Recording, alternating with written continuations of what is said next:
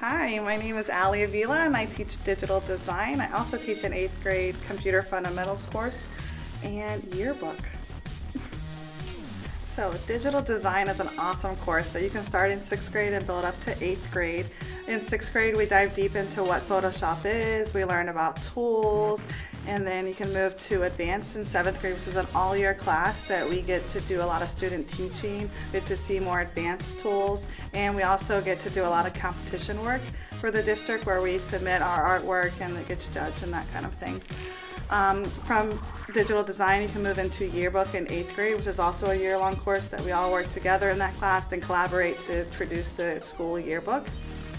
I also teach an 8th grade fundamentals of web and software development course, which is a high school level course that they brought down to middle school.